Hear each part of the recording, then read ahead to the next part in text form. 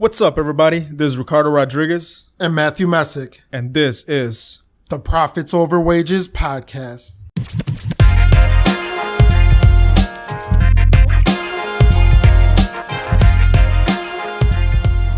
Welcome. This is episode 1 of the Profits Over Wages podcast. I'm excited to introduce you to our guest today, Kamil Drezek. He's an entrepreneur, a real estate investor, and a FortuneBuilders coach. In today's episode, we cover transitioning from a 9-to-5 employee to a new entrepreneur, surrounding yourself with positive people and mentors, real estate investing and managing contractors, and the state of the Chicago real estate market. Enjoy the show. That's how we are. We're trying to get more and more experienced, and we do a lot of marketing on Facebook and stuff. So yeah, it's pretty much. Which one are you gonna focus on, or what are you gonna do? Because now we're spending 2 hours. You guys spending more than 2 hours over here. We're like you do both kind of simultaneously and try to do as much as you can. Because then doing stuff like this, investors, come, get more investors, get more deals. Like, hey, I got a deal. Who should I send it to? Like, oh, I've been watching those guys' podcasts the last 5 weeks. I bet they even if what I actually thought about this today too. Even if we didn't know something, they're like, well, they had those 50 guys the last 50 weeks, like if they can't do something, they know the person. Yeah. So then it's just like we have this built-in network that we're going to make that people will know that we have a big network. So then things will just start coming our way, So it's like that, just the power of positivity, positive thing, like something that's going to come out of it. I agree. That's why I run networking. Yeah, because you just started a networking event, right? But it's more I started a new one, yeah. It's more like entrepreneurial based. Yeah. Because I think last time you had Airbnb based, and then this month you're having something. I think storage units. Yeah. So I used to do the FortuneBuilders one, but I wanna either cut myself off, not cut myself off, but open myself up to a different audience now. Yeah. To more broad audience, kind of like what this podcast is. Yeah. Is to everybody and not just to FortuneBuilders people. Yeah, not just to real estate, but like business people in general. And go to the next level, yeah. Wait, did we start recording? Yeah. You can just let it go. Just kind of starts. No, because it feels a little more, a little You more don't have to say like...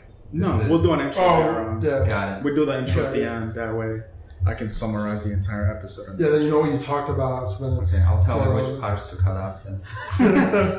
No, but I'm saying, I do agree with that, and that's the reason why we named this Profits Over Wages. Yeah. Because originally it was going to be called No BS Real Estate Investing. Yeah. Because, straight I mean, we believe in that, right?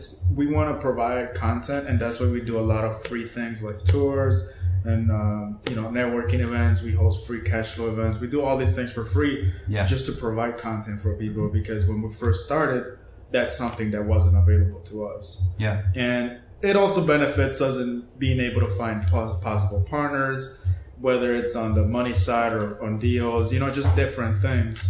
And it's just a way to provide value to people. But we went with Profits Over Wages because it's a lot broader. We could have somebody in real estate, we could have somebody in marketing, somebody in a different business that we don't necessarily know much about, but using the podcast as a way to find out more about a certain topic. Yeah. Right? I mean, because we're all about learning. We go to different networking events, boot camps, and all kinds of things. It's fun as well. So, we stay, learning a lot of different things, and that was really one of the reasons why we started it. Flipping is very popular now. I don't know if you guys watch South Park, but the new episode, just the first out is white people flipping houses. That's their episode. That's when you know real estate's too. You gotta see it. It's too popular now. We're trying to get into it if you're doing that. Yeah, you mentioned you were in that. What's that show here in Chicago? Oh, The Deed. The Deed. They were checking you out. They checked me out. They're checking other people out. Yeah, so those type of shows, they're very popular right now. Yeah, I know. The Deed is one, and then Christina and Tarek, they also do one that's called Chi-Town Flip. Yeah. On HGTV. They're looking for a lot of drama. Yeah. I like The Deed because out of all of them, that's probably the one that I would say is like the most. Authentic, the most real one of what we actually do. Yeah. So even that one episode, I was surprised you've never seen it. The one girl lost $100,000 in a deal, which happens in real life, but I don't think they would ever show that on a show. They don't even it's like, show everyone's all gonna the win. costs Huh? on HGTV. Yeah, they're just They like, say, purchase, rehab, profit. So what about holding costs? What about capital costs? Rehab, yeah, they What about realtor fees? holding costs and then financing costs. That's like a whole another animal in there Yeah. that they don't put in. Yeah, so I've actually been wanting to ask you about this. How did you've been doing the 20-hour workdays, right? Yeah. And now you have a bunch of other people that are doing the same thing. How did you get into that? Start a And why? movement. Like why you started that movement? So it seems like I started that movement. I have a mentor. His name is David Fabricius, and he has a military background from South Africa and special forces and terrorist unit. And part of his training was those 20-hour work days or 20-hour days for, I don't know, 1 week, 2 weeks straight or whatever. So he brought that into the business world where he said, you got to do this to build your business, to become better in your business. So pretty much what it is you allocate one day where you focus just on strategic thinking, strategic planning, and not on your regular work. You don't run your dry cleaners. You don't go, in real estate, you don't go, I don't know, you don't do your regular daily activities. You focus on planning, on what is going to take me to the next level. Business development. Yeah, like this podcast for me, that would be a good one for the 20-hour workday, because that's, marketing myself, Like working getting on your business instead of in your business all the exactly. time. Yeah. And it's also like not just business, it could be like multiple other businesses, because real estate is just one part of a business. Yeah. That's why your podcast is Profits Over Wages, not what was the original one? No BS. No BS real estate. No BS real estate, yeah. Real estate might be unpopular in the next year or so if the market turns. People are just waking up now and they're like, oh yeah, real estate seems pretty good, right? Because they see it on the shows. Who says, what's that quote? I think is it Warren Buffett? I know, might be paraphrasing, but it's like, when everybody's scared, you should go into something. But when everybody's talking about it, you should kind of run. I heard something like that. Don't follow the herd. Like, when blood is on the street, that's when you get in. Yeah. Right? I heard one of those too. Right. So how often do you do these 20-hour work? Once a week? I try to do them every week on Saturday. But with life, you go to a wedding or like there's something going on. Because most of the world, Saturday and Sunday. Yes. That's when they have to do things. Yeah, and I tell them, let's go Sunday. They're like, no, Sunday's more like you sit at home, do nothing. Yeah. I'm like, no, actually, Saturday's pretty good because I actually worked. Usually I don't work on the week. Like I do other stuff on the weekends I need to do, but not focus on the business. And this past Saturday, I actually did like a lot of real estate work, and nobody bothered me because Monday. Yeah. So I got a lot of work done. I was like, yeah, I had some stuff I needed to do. But then I started in the morning. I'll take a couple hours before I go out, and I worked almost worked a full day, like the 3 or 4, like a full 8-hour day. But then it was like awesome because on Monday through Friday, everyone who like the 9 to 5 or the other people that you're working with, like they're bugging you all day for different things and like emails and texts and like you gotta go to meetings, this and that, and then there's networking events, every other night. And then Saturday, I was on my own. I got a lot of work done, so it's kind of cool. But usually, a lot of times on the weekdays, I thought we were doing good because a lot of times we work from 6 to 6 or 6 to 9 or 9 to 9, 12 to 15-hour days. Yeah. And you call out these 20-hour days. I'm like, the hell? Yeah. So so if you do that on a Saturday, what time? What's your favorite time block to start and end? If you're trying to do that. So there isn't much time blocking that you can do. It's 4 to midnight. Yeah, exactly. But when do you? So Friday, when do you go to sleep? Do you get a specific number of hours sleep beforehand, and then you start, and then you try to catch up on sleep on Sunday, or is it just you don't worry about it, you just start? Pretty much. You prepare for it. You got throughout the week, you figure out what you want to do on Saturday. What are you going to focus on? And then on Thursday, you go to bed a little bit early. And then on Friday, you go to bed even more early, let's say at 8 p.m. So you get that 8 hours. Yeah. and then you wake up and you go for it. What time do you try to wake up on Saturday? Now I wake up at like 3:30, so I prepare, like I take a shower. I take cold showers every morning. Oh yeah, so did you ever read that 4-hour body? Same here. Tim Ferriss. Yeah. At winter it gets tough because the water is so like. But that's gonna wake you up. When it's really cold outside, it's kind of like, I don't know, your body's getting used to the cold a little. I go to the shower. Yeah. And I'm dragging that, but I do it. Yeah.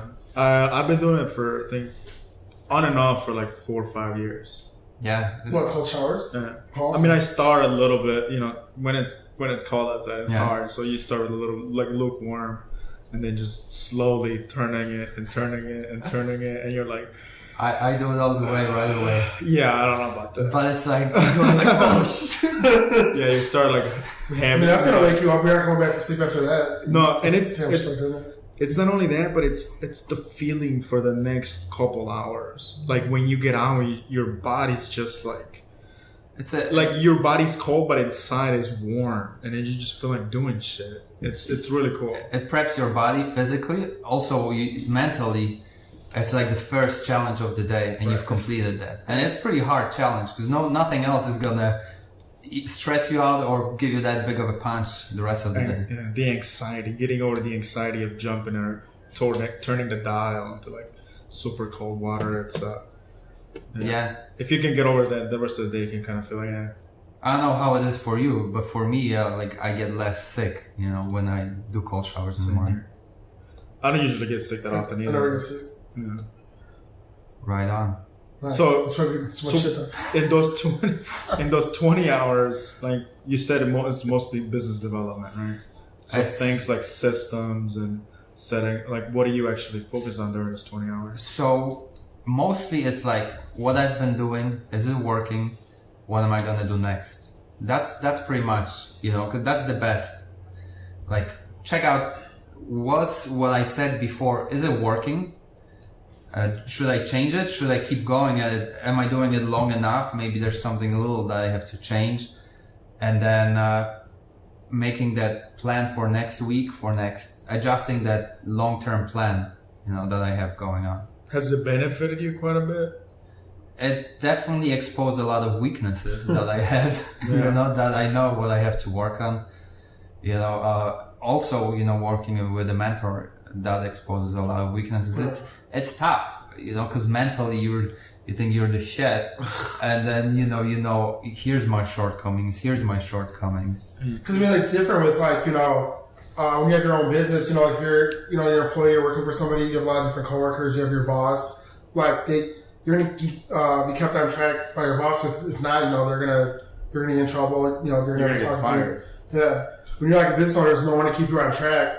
So a lot of times you feel like you're not doing enough. You might be doing like really well, or other times you're like, oh, I'm doing really well, and then like you look back and you're like, wait, I could have done more, and you have like no point of reference. You're gonna suck out there. So yeah, having a mentor is good, or like especially having partners too, as opposed to doing a business like solely on your own, because then if you're not keeping up, your partners can call you out, and vice versa. Like you need that accountability there. Yeah. Because there's nobody else to do it for you. Like you don't have a boss. Like you are your own boss. And it also correlates to the people that you surround yourself with, right? There's that quote. I don't know who said it, but it's repeated pretty often.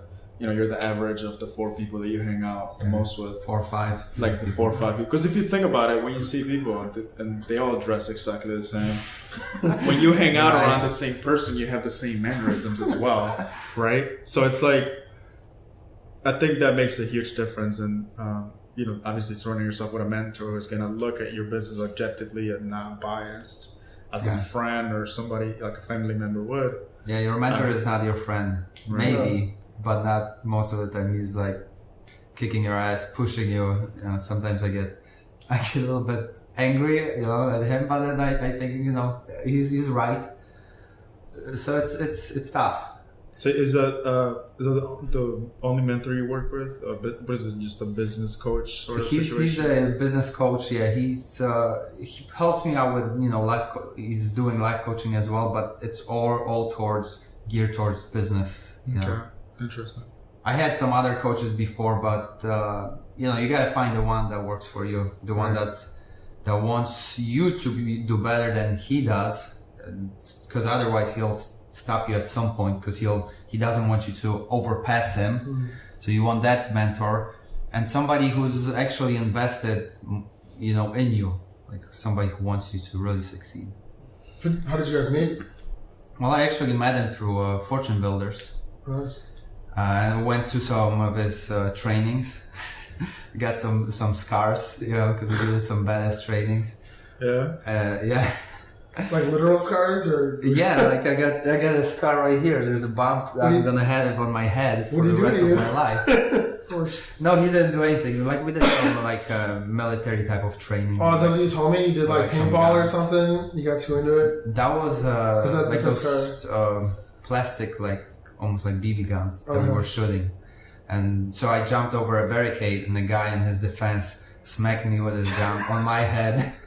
I started gushing blood. You know, I thought it's just gonna like run over my face, but it actually started like squirting out. I never thought it's possible. You see it on movies, blood squirting out, but it was like what's going on?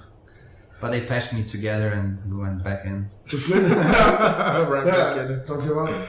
Hell I mean, yeah. that's awesome now, because now you have that. You're gonna remember that forever. And that, Yeah, I'm like, am I tough enough? Maybe. You know, I have this bump on my head. So you predominantly do real estate now, right? And you're trying to kind of expand yourself into doing other businesses. I guess to kind of give us a little background, because I know you sent us a bio. Yeah. So I kind of wanted to kind of get your story, like how you got started. Not even real estate, but how'd you get started into like entrepreneurship and business ownership and all that things, all those things. Yes. So real estate wasn't my first pick, or wasn't what I knew I'm going for. So I'll give you a quick rundown from Poland. I came from Poland in the year 2000. So we came here. My dad made just enough money to buy an apartment rent an apartment. But he had no money for anything else, to furnish the place. So we got in there. We have no utensils, we have no beds, we have no mattresses. So thanks God the apartment had carpet. So we slept on the carpet. We just had some like covers to cover ourselves with.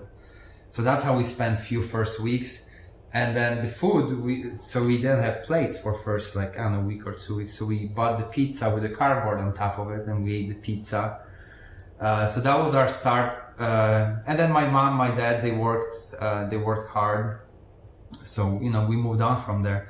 But their dream, and I think any parent's dream, is to put you through college so you can get a job, right? The old American dream, get a job, you know, you retire and get a gold watch when you retire. Get a gold watch, there you go. That's a big one. Get a pension. Get a pension. Almost don't exist anymore. And yeah, you live a good life. But so I did go through the college. And then I did go to the corporate America, to what I went to college. I went to computer science for the college. And then my last job was at Walgreens in corporate. Okay. But every time I would work for somebody, the longest it took was 6 months for me to get that like anxiety, and I didn't know what it's from. Like the employers were telling me that I'm doing good reviews, all that stuff, and I always had this anxiety. So I came to the point where I had heart pain, like constant pain in my heart, like something like stabbing me in my heart. And it wouldn't go away after I left the job. It would be all the time. I would drag to wake up in the morning to go to work, and the traffic, I hated the freaking traffic. I would get road rage, you know, and I was doing this in bad Chicago? stuff. Yeah. You lived in Chicago. Where's I lived in Bucktown. Okay, where's the Walgreens corporate office? They're in Deerfield. Oh, shit. Yeah. So it's what, like 45? Reverse commute. They're Norbrook, Deerfield, yeah. So like 45 minutes an hour. Yep. I was in Wrigley once, having to drive to Downers Grove every day. That was my first like job after graduation. Yeah. I had those pains too. I felt like I'm wasting my life away driving in the traffic. That's man. 10 to 12 hours a week just sitting there. Yeah, 1 hour, at least 1 hour one way, 1 hour the other way. And then the winter, hour and a half, 2 hours. That wasn't it. So I was in, and you know, I was okay working in a cubicle. That wasn't really the limiting. But then I was thinking, you know, I'm in this cubicle. my heart is hurting. I have the pains. I'm having anxiety. I'm making good money. I was making good money, but I was like, this is not for me. This is not my life. I need to change something. So I went to.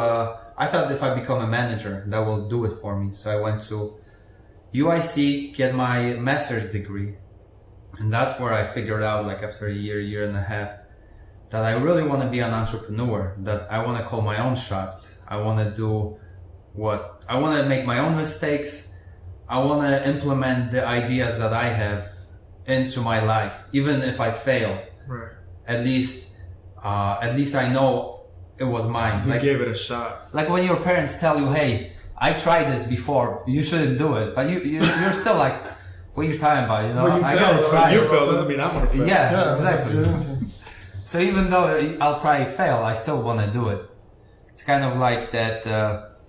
There's there's the quote by, I don't know who said it, Theodore Roosevelt or Winston Churchill, about like the gladiators in the arena. I want to be the gladiator in the arena, even if I fail, rather than the spectator in the crowd. Right. Because at least you participate, at least you give it a shot, and you're there. And yeah. Not watching other people like go after their dreams. Did you yourself. finish your master's, or did you just like, fuck it, I'm out? That's exactly what happened. I didn't tell my parents. I signed up with the FortuneBuilders, the educational system. You guys are in similar one. What's yours? We signed up for a lot of things. Okay. But yeah. So the educational system.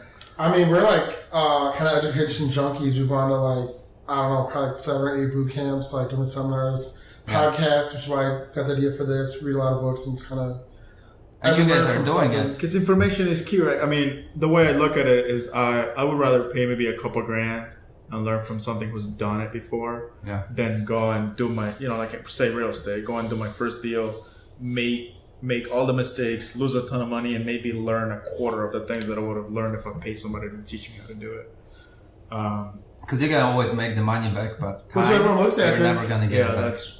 Everyone looks at that, it's like, oh, well, if I go do that, I'm going to pay money, and it's going to be, well, if you don't use educate, if you're like, oh, I'll go pay for this boot camp so that, maybe one day I can go do a flip. If you're not going to do the flip, then they're like, oh, that's wasted money. But we're like, yeah, we're going to do everything we're going to do. This is going to help us though. So it's like everything it is like an investment. It's like, oh, I'm going to pay, I'm going to learn stuff. And the cool thing is, once we started getting experience and moving up, before it's like, at the beginning, you're just learning everything so you could know it, so you could have the confidence to kind of go forward and not be like gun shy or whatnot, doing different things or different deals. But then now it's kind of cool because once we learn something, like a lot of stuff we go to, we know like 80, 90, 95% of the information already. It further ingrains it. It might remind us of something that we had forgotten about that we knew. But, I remember that, but I totally forgot about it. Yeah. And then you learn that new nugget from each thing that could totally change your business. Because like when you're right in the middle of a business, like you can take that and implement in your business the next day, and you'll totally like change it for the better. Just like there's like deals where we've bought in at the same exact time, like 2 weeks apart, and they're even like identical type deals where one's totally different because we applied like one nugget of knowledge that we learned to that one and not the other one and we learned that one the week in between buying the 2 deals, and it's like that's how much it could change something. So it's like to go kind of to the needle in the haystack and find that next thing that can change your business or bring it to the next level, like it's totally worth the investment. It's plus it's like awesome. You meet other people, you network. Like another guy we just interviewed for the podcast, we met him at a networking event, a 4-day boot camp. He's an awesome contact to have.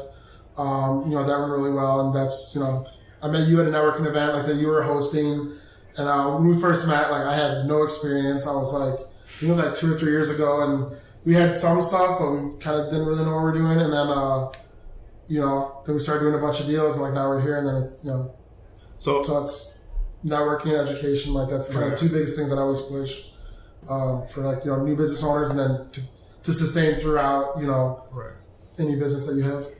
So after you joined that, and then that's when you got into real estate, but so I was at the college, and I was looking. So I figured out I'm an entrepreneur, and now what business am I gonna do? And I was thinking of businesses that are easy to get into. So I did some network marketing. So, a lot of people still think it's like a pyramid scheme. I think they're converting. So I did that, a little bit of insurance. Then I was thinking about starting a business in cell phone repair. So like you get a cracked screen or something's going on with it. Because that you can start, people ship it into you, then you ship it out. So that's pretty easy to start from your home. And then I saw the commercial for this educational system. Van Merrill? Yeah, Van Merrill's coming to Chicago. I'm gonna go see him, So I'm like, I just wanted to see some famous people that are from TV, So I went to their thing. I'm like, where is he? He's not there. Oh yeah, because he doesn't actually do it. They're not actually I there. went to a rich dad one. I'm like, where's Robert Kiyosaki? Like, he was all over the marketing material. Where is he? Like, I was lying to you. All right, I want to shake his hand, but the guy that was there was still pretty good. So then they sold me on the 3-day. I went to the 3-day. I still didn't see the guys. So then I signed up because after that I'm like, the guy that's presenting, the way he's presenting, the stuff that he's talking about, this is the life I want to lead. Right. That's the chances I want to take. So I went in full force. I actually quit the college without telling my parents, without telling anybody. So I just quit, and then I told my younger brother, and then eventually I told my parents, and my older brother and my parents were telling me that I'm making a big mistake. I should stay in school.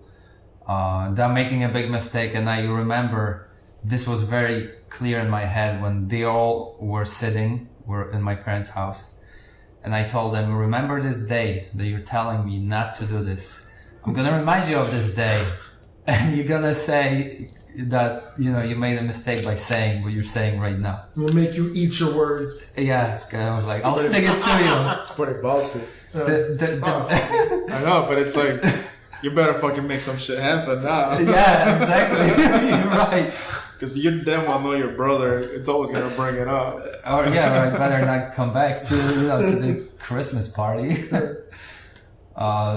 So I said that, and I went full in. Nice. It's kind of cool because my story is pretty similar. Where I remember she had poor dad, and then at that time the job I was at, I quit like 4 days later. Nice. And then I just Googled, real estate investing. I started going to groups and learning and whatnot. Yeah. Then I ended up getting another job later on, and then while we're doing real estate deals on the side, like wholesale deals. And then I ended up leaving that one. That was kind of like one of them. When I graduated in like 2009, it was hard to find jobs then because the market crashed and everything. Yeah. And then I was, and then what happened after that was. You got a brain fart. Oh yeah. What happened? You got it though, right? Not editing. No, it's staying. Yeah, It's staying. Hold on. I totally lost my train of thought. What happened? I'm trying to think. Let's. Oh no, okay. Alright, hold on. Go. So then I was trying to find my dream job, and then that's how I kind of got into real estate in the first place because I was looking for other alternatives, and I finally kind of landed that dream job that I was looking for, like downtown, high rise, in my field. Window view. Yeah. Was it? No, I can actually see the lake, Lake Michigan from there, from my city in my office chair. Okay, you didn't have to stand up. No, yeah, I didn't have to sit up. Okay. But by that time, it's too late. Like, the entrepreneur bug already hit me, and I'm like, well, I already know. It's almost like the Matrix. You take whatever it is, the blue or the red pill, and you know that you already know the other side. And I'm like, well, I'm not going to be able to sustain this. I know that I'm going to go there eventually. Yeah. So I ended up leaving that job. I didn't tell anybody because I'd been looking for a job like that for, a while. And then I didn't tell my parents, didn't tell my brother. Like, kind of kept it secret because I had done a bunch of different entrepreneur ventures in my early 20s. Did a network marketing / pyramid scheme that didn't work out and jumped from all these different things. And then, so from that I knew to just keep everything to myself because like that other people are going to say things or try to discourage you. Yeah. Because, not everyone does that. You're not like the 80-90% of the people who go to work every day. And, so kind of was in secrecy on my own, doing that until we, built something. And after, a year or two, and it kind of came out. And then it's like, I totally skipped that period where, if people are going to discourage you, because then you're like, oh, well, I already have something built.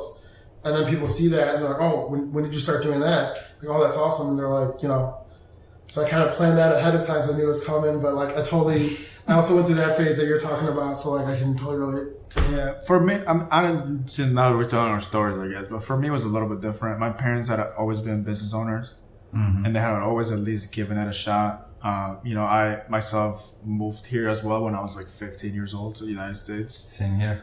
And my parents, before we moved there, they always, they had restaurants, they had clothing stores, they always owned some sort of business ever since I can remember. So my parents made me do the switch. Yeah, they were like, "Are you sure you want to do this?" I was like, "Yeah," and I'm like, "Okay, go for it." So it's from that point, I feel like I always had the support from them, but my mom was always in the back, like, "All right, what's going on? Like, you're gonna get a job, kind of thing." But now it's a lot different. But they kind of get that spirit of, just taking a shot, whether you fail or not. At least in the back of your mind that you went for it. You're not gonna regret it the rest of your life. Yeah. Right. So I read this awesome quote yesterday. It said, "Success is not built on other successes. Success is built on failure." Because you got to fail so many times to get to that point of success. Because you know what not to do, what to do, and how to avoid those type of pitfalls and get to the point where you're gonna be successful, and then just try to grow that to more success. Yeah. Fail fast. Fail as fast, quick fail as you often. can, so you can succeed quicker. All right. So after you went to to Fortune Builders, then Yeah. you started doing real estate deals on your own, or did you start doing flips right away, or did you do some wholesaling? Started wholesaling. in the Also, beginning. why real estate in the first place? When you saw that, why were you like, "Oh, this is it. This is like the next venture in my life that I want to get into"? Because a lot of people ask that, and like real estate's kind of everyone, it's kind of like a shiny type object. But like for you personally, why'd you want to get into real estate in the first place? From what you saw. So the first thing, I wanted to see some famous people from TV. So that's why I went to that thing. And then they sold me on the second thing. And then they painted the life that I wanted to live. So real estate sounded like a great vehicle, especially since my dad is a general contractor. So he had some exposure to real estate. And I actually started in 2012. And in 2007, the crash happened, and my dad was rolling out with real estate, and he lost a whole bunch of money, hundreds of thousands of dollars that he made just before that. So he was very skeptical in it, but that was my background. At least I kind of lived through it, through the downturn, through my dad. So I have that experience with me. Nice. All right. So from that point. And then how did you took the education, you learned it, and from that point, like how much time did it take for you to start getting into your first deals, and how'd your first few deals go?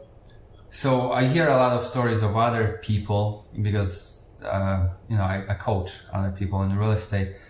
So for them, it's difficult. But for me, I was very lucky that I started marketing, and within 30 days, I had a property under contract. So It gave me that right away, the reinforcement, the confidence. Yeah. So I know what would happen if I would wait 6 months, a year, and I didn't have a deal. Whether I would still pursue real estate. So, it's hard to tell because that was my route and it worked out. It happens different for everybody. Yeah. So you got a first deal, 30 days. Was that a wholesale deal? It was wholesale, yeah. I wholesaled it actually to my dad. It was you're a cash buyer. Cash buyer. It's okay. I'll break down the deal for you. You'll see how sweet it is. I've had it under contract for $17,500 in Chicago. I wholesaled it to him for $22,500. Nice. And they actually sold it for, I believe, $265,000. So it's a pretty good deal. Yeah. He's a GC, so he could do the construction at cost. What's rehab budget? I think they spent like 110, 120. Yeah, nice. So you see, they made about 100,000. Right. So I provided those type of deals to them for another two like this. So I jumpstart their business, and for me it was really cool because I was able to see how they're doing it. So learning it from the side while wholesaling it. Cool.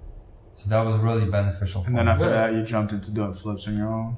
Yeah. Then I did joint venture with some partners, and we did one, we did two, and then we just started rolling with it. Yeah. How'd your first flip end up going? So a lot of people are like, We made the every fifth single flip is your mistake. hardest. Yeah. First, Obviously, like, because you don't know anything, you're learning stuff. So my first one was interesting because I actually wanted to learn a lot of details about the first rehab. So I ended up being on the job site, actually working physically, manually, almost every day. So did a lot of the work myself, and because of that, I learned a lot about construction. Yeah. So we hired subcontractors to do a lot of the work, but I did a lot of the stuff. Nice. Dealt with a lot of the issues myself. So it was a great learning experience. Do you still do work? No, I don't do any of it. Although recently I did do some of the stuff because first we did ourselves. I'm myself and big part of it. I think my business partners helped as well to paint some stuff, and then we started hiring general contractors to do work for us. But we've been having a lot of trouble with general contractors performing on time. Same. And That's everybody. performing on time, staying, being able to handle the expenses themselves, not asking us for paying them up front. And we recently actually just lost a lot of money. We didn't say that publicly yet, but so this is the first time you guys are even finding out. Hey, no BS real estate investing. We lost $86,000 on a deal. So instead of making 70, we lost 86. So 70 plus 86, $156,000 the other swing. way. So, and that's partially because we managed the contractor incorrectly and the contractor himself. So that was a big pain, and we're giving it a go of becoming either GCs ourselves and hiring subcontractors. Or some type of a flavor of that, maybe hiring GC, but still having more of our own control over it. So we'll give that a go. Cause let me ask you about, what would you say is the biggest, maybe a couple biggest mistakes that happened, and what would you learn from that, and how would you avoid that in the future, and like what? So there's very quick two ways of solving the mistake that we made. One, which is never pay your contractor upfront in any capacity, never until they finish the work that they've done. That by itself eliminates a whole bunch of contractors that might give you trouble. Because even if you have to fire them, at least you're not out with your money. So we made that mistake. I think we gave out either 30, probably about 30 upfront.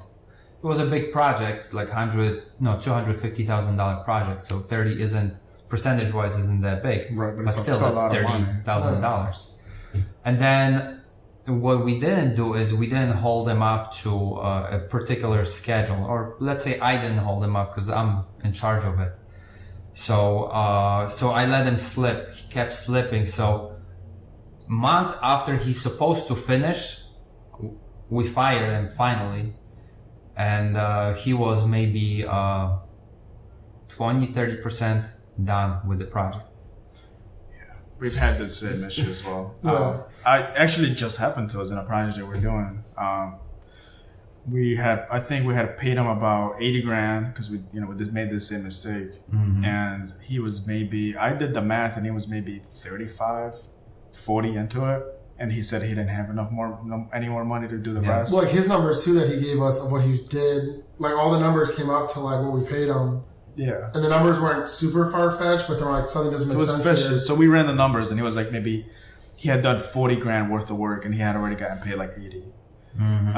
So it took us a little while to fire him, and I'm not making the same mistake again. Like if if something is fishy, or if I got a gut feeling that something is not going to get done correctly, they're getting let go immediately. So I actually ended up taking over the project. It's in the suburbs, so you don't need a GC license. Nice. So you could do it as the owner.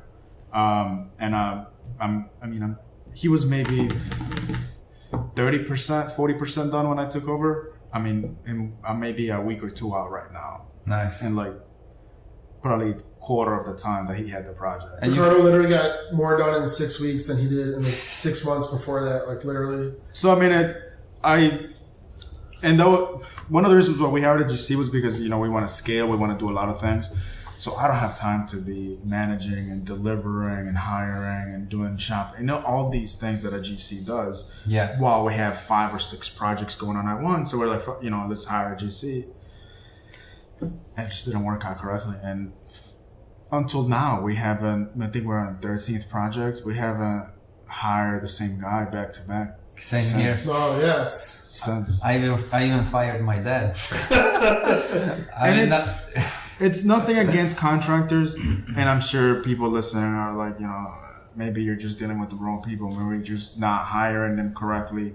Maybe you're not setting the right expectations from the get-go, and that's what we've heard too. It's like you got to put in a lot of work up front, setting up the right expectations, setting up the schedules, putting in a lot of prep work. That way you avoid a lot of issues down the line. And, I agree. And the extreme ownership, right? Yeah, because they don't really care. As long as they get paid, they're not gonna care about your money like you do. Nobody will. Nobody will. So you hear a lot of people that are not entrepreneurs. They hear that investors and entrepreneurs, or rich people, whatever you want to call it, that are cutthroat. But now you hear the stories where it's coming from. We try to be nice. We try to work with somebody the way, with whatever shortcomings they have, but we're ending up losing money. And the people who were too nice or not hard enough or not have the systems in place, they're out of the business. Yeah. The only people that stay in is the tough guys. Yeah, because you gotta stay until you work out all those issues and those mistakes don't happen to you anymore. That's all it is. When you start, you make like every mistake in the book, and the next project you make half of those again, and then you have some other.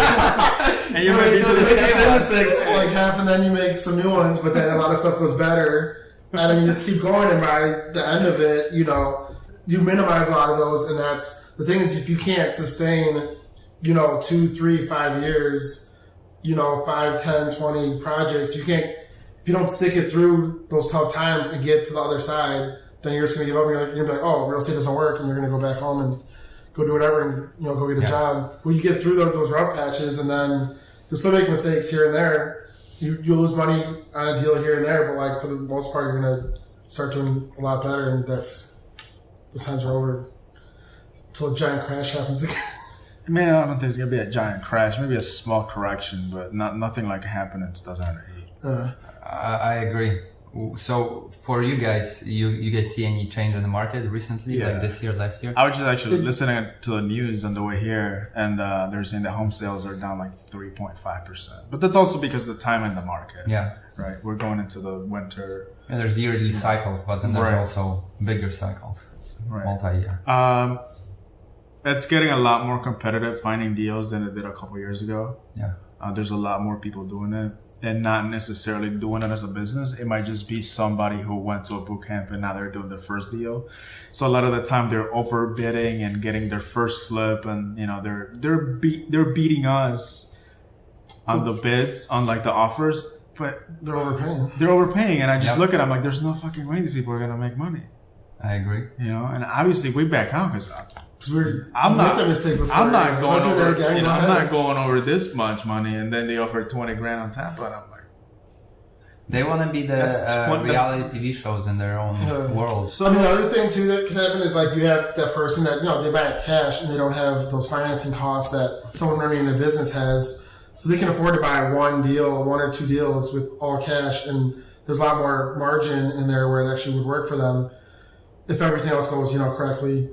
But yeah, if you have a lot more people who didn't do that start doing that, then you're competing with all these people who do onesies, twosies. They say like once a year, twice a year, guys. But also, a lot of people are overpaying because they don't know the market, they don't know the prices, they're gonna lose money. The mentality that kind of crashed in that made the 2007 and 8 is, people think that real estate always appreciates. That I buy it, I'll make money just by holding on to it for a year. But it's not the case always. Recently we saw some areas in Chicago softening up and actually turning down slightly, not a lot, but slightly.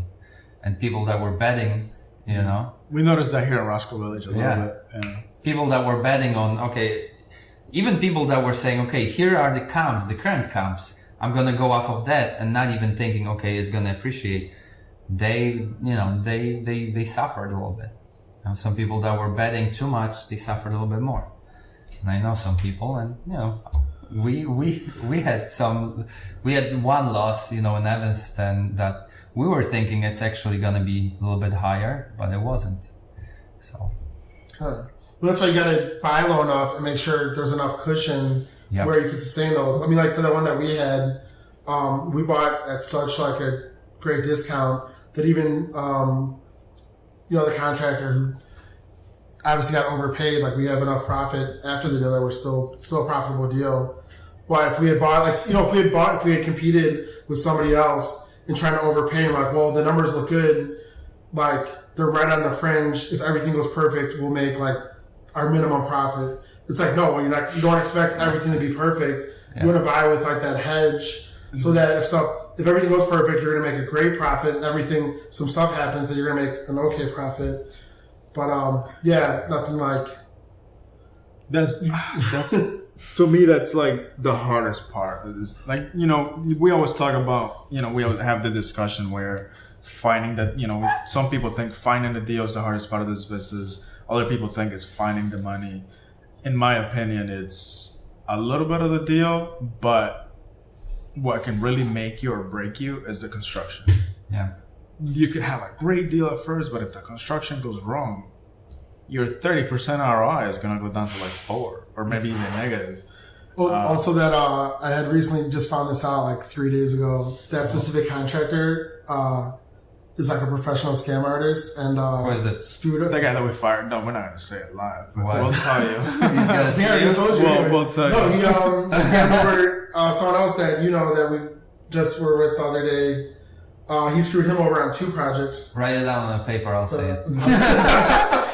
No, and what was? Something like with that, like how do you counteract that? You meet somebody, they're perfect, like they show you other projects, they say all the right things. Yeah. You like lay out the schedule, everything looks good, and then it's just like if someone's gonna try to defraud you, like you know.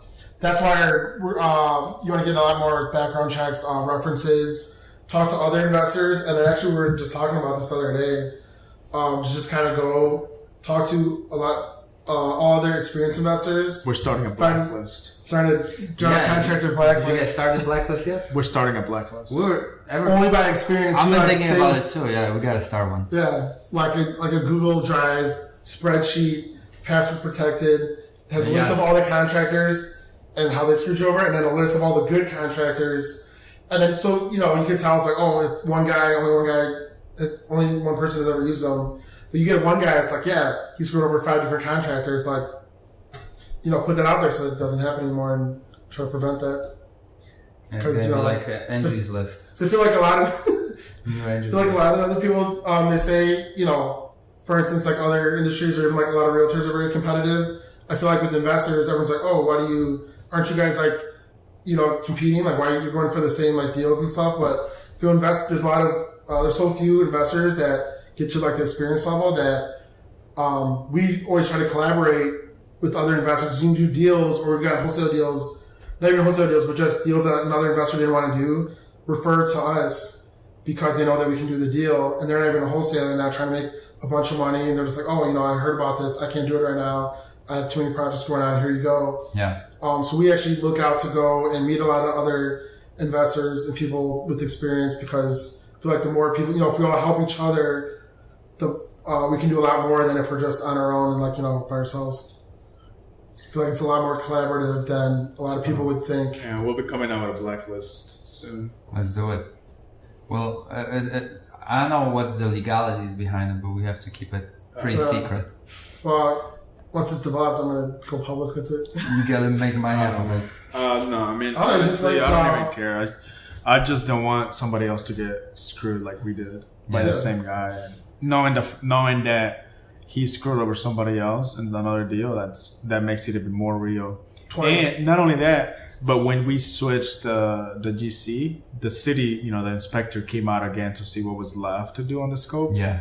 and he was telling me that the same guy actually just had gotten fired in another project like down the street. Wow. So I mean, it was kind of like, fuck, I should have done it sooner. Because actually, I had a good feeling, like I had a gut feeling, like maybe when we were about 30 grand into it, I was like, fuck, I think we should fire this guy. Something just seemed fishy. Yeah. And I didn't do it. And then, anyway, I don't know. I mean, we were paying them, and then his subcontractors were contacting us saying that they weren't getting paid. And we're like, Yeah, because we put a this whole huge draw. sign in the front. I don't know if you've seen our signs. They're like 4 by 8 feet tall. Yeah. And it's got our name on, number. And Yeah. So we're not trying to hide. It's like, the contact us if there's the a roofing problem. contractor called me. He's like, hey, like, this guy is not paying me. Like, I just, I finished the roof. Like, he only gave me like $2 grand. I still gotta get paid a few more.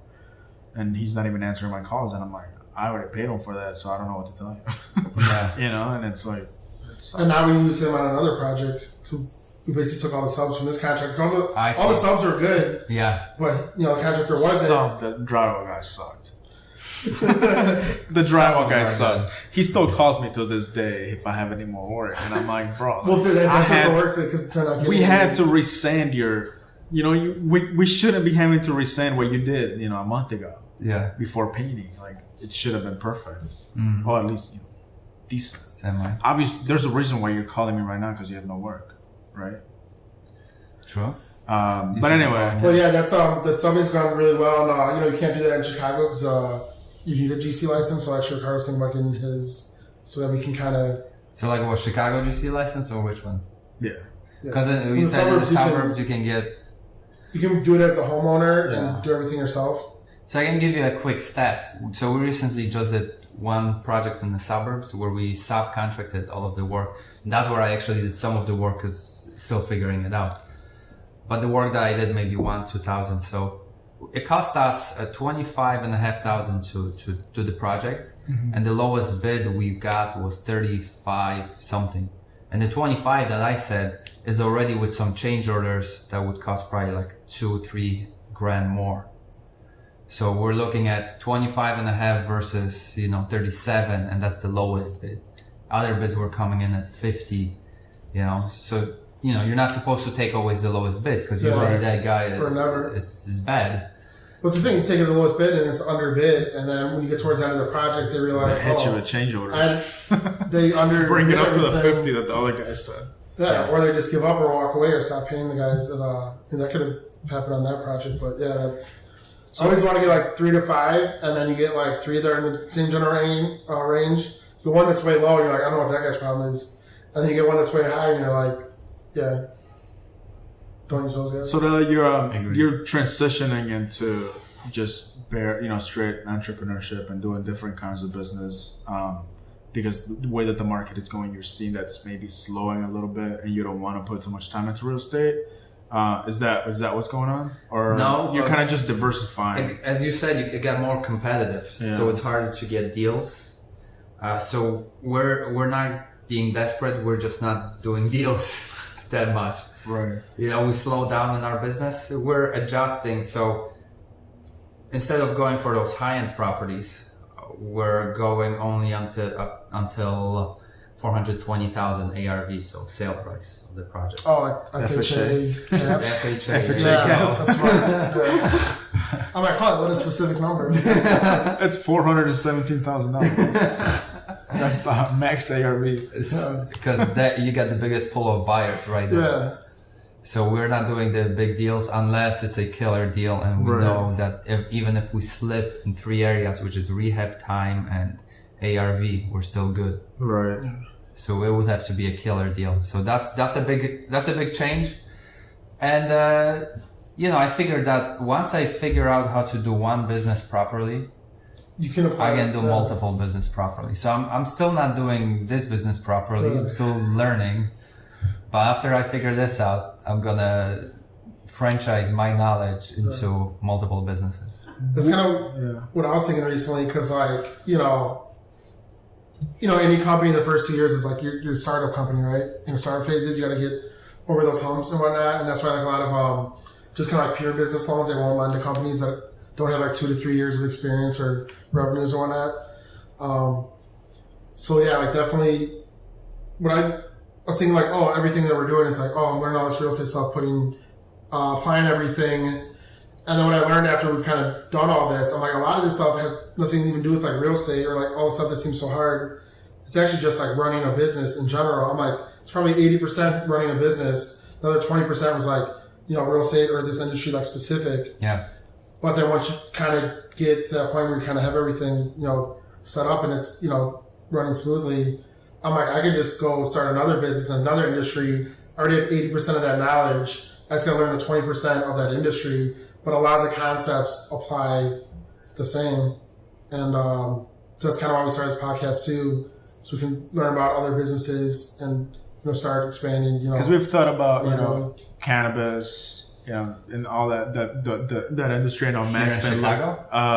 Not specifically, but, that's like, it's like a new industry like coming out and it's, just starting. Yeah, I see a lot of these guys on the corners. You got a lot of competition. No, we're looking at more into like the medical and recreational side on states like Washington and Colorado. And then, I know it's very controlled here in Chicago. Well, still, now, yeah, right? You gotta still have a couple like years a out. terminal illness to be able to. But not just that, like the distribution of it, like because there's a lot of money into it, so they make sure the guys that it's have still the end federally illegal, but. In some states like Washington is, it's recreational legal. So, we've looked into different industries. But even like tech, because Chicago specifically, like a lot of tech companies have been moving here, like West Loop, like, Google, the company I used to work for was a tech company. And then even like Amazon is relocating or adding a second headquarters and they're looking at Chicago. I think it might be McDonald's first in line. just moved into the McDonald's West up in there. So it's like, San Francisco and the whole West Coast is kind of maxed out real estate wise and price wise is insane. So those companies are looking to lower costs and going somewhere else. And Chicago's not only lower, but it's, centrally located in the country. And then, the West Loop is just booming. So there's a lot of other opportunities out in the marketplace besides real estate or in addition to real estate. And a lot of those affect real estate too. So there's, obviously real estate's cyclical. And so a lot of those jobs moving here, a lot of the prices are going to start going up, and then that's why we're kind of transitioning to new construction now as well, because because of the crash, a lot of new construction had stopped for years because loans aren't going out for it. People are trying to get those giant liabilities on their books, but 5 years of not building, there's still that same amount of people. The population is still growing, and then so now it's like you have all this catch up for the demand that's there, and now a bunch of jobs are moving here, so it's gonna be even more. Like even like Denver, for instance, when cannabis legalized, like the absorption rate is like at 5 or 6 years, meaning they could build new construction for the next 5 or 6 years. I see. Before they meet the demand of the population that's coming in, so there's still like not enough like housing for people there. So say so other businesses affect real estate or all businesses because of the job demand, the growth, the population, the relocation. So since for tech, if a lot of those businesses are moving here, then that's a good business to be looking at and looking into, and then that then turns going to affect real estate because those people are going to need housing. Like I even gave somebody a ride up from some like random. Some of them they're going to like the West Loop, and I was like, I figured people would live kind of maybe in that area, but like.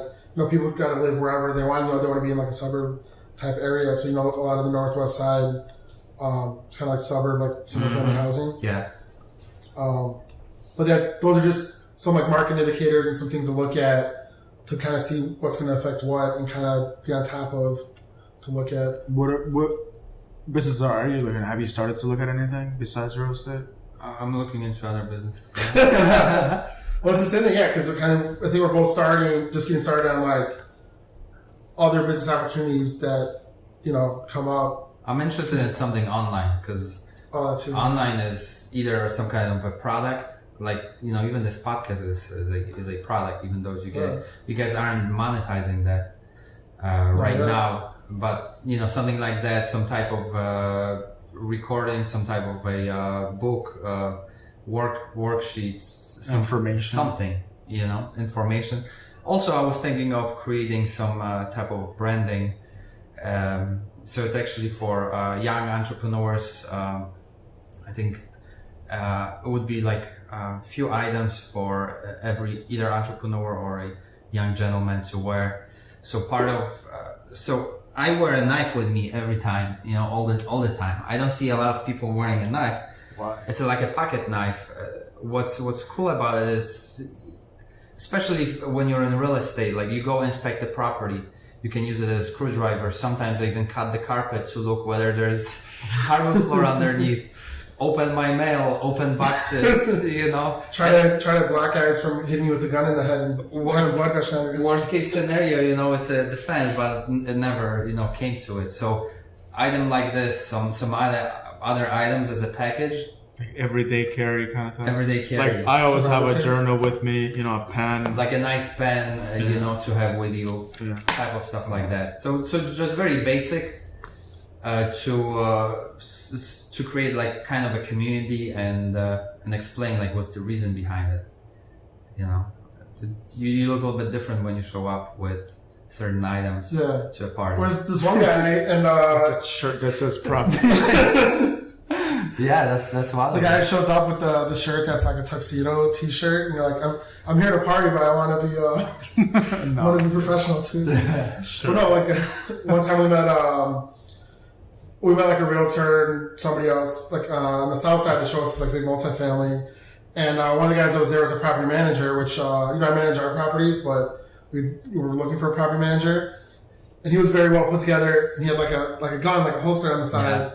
I'm like, oh, that's the type of property manager I want, because like he's going to get the rent. Like they're not going to say no. The guy on the gun is like, hey, the rent's due. Like, oh, sorry, I'm going to pay you next week. And he's like, It's more for protection, but yeah. Yeah, but I'm just saying, like, how you say you present it, like, people don't mess with you and then get The rent people money. that know, There's a different perception. the of people certain that know, things. they see the clip in your pocket. They know your. They know what's up. So I know we're pretty much at the end. That went fast. We've got a couple minutes here. One last thing I wanna bring up. I thought that will close it up pretty good. So the people who are thinking of becoming entrepreneurs, like kind of like quick self-assessment whether they can make it or not. So the biggest one is either you have to have a very strong drive to do something in your life to like either for your family, or you have to have some kind of chip on your shoulder that will drive you, or you have to have a very strong self-discipline, because nobody's gonna push you in the morning to wake up. For example, if I have to make myself wake up. It's like there's a boss and there's a lazy guy inside my head. Yeah. In the morning. Or you have a partner and you say, why the hell are you still Not only sleeping? that, but entrepreneurship will knock you down. Just All the time. you just keep trying to just keep getting knocked down after knockdown. It's having the resilience to be like, I can't do this, and just get back up. Just keep getting up, even though sometimes it does feel like shit's not gonna happen. You know what I mean? Months, sometimes a month, 2 months, nothing's happening, and you're in that bad mindset, or you think, am I doing something wrong? Is this a whole business not making sense? Like, what's going on? It's like, because if you don't know that, you don't know to expect it. Like you're gonna think you're doing something wrong, or you're like, what's happening? But then what happens is that doesn't even go away in any business, no matter what happens. It's like, oh, everything's gonna be perfect for the rest of the time. Like something always happens. Like there's been days where we had like an awesome day. Like we just talked to an investor, got all this money. He's like, yeah, I'll invest with you guys. Or we closed down a property and we're like, oh, it's a great deal. And then something else happens, like, oh yeah, a tenant just called and their whole basement flooded, and the cops just came and arrested. Like, I can't even get excited sometimes. Like literally right after you get off like the best phone call, that you're like, this is gonna totally change our business, and then 2 minutes later you get a phone call and it's totally the opposite way, and you don't even know how to like think or react at that time. You're like, you don't even know if you're like happy, sad, like neutral. You're like, what just happens all the time, and then once you get to that point where you're just like, wait a second, that's just part of business. It's having the mental fortitude to deal with the ton of different things just coming at you all the time. You just accept the expectation that you keep knocking them out over and over again. What would you advise somebody who's trying to get into it, I guess kind of with what you started, what would you advise them to do, or to, besides the self-assessment, to be able to deal with all the ups and downs of entrepreneurship and business. So I got a good metaphor just to look back, because I think it's worth saying.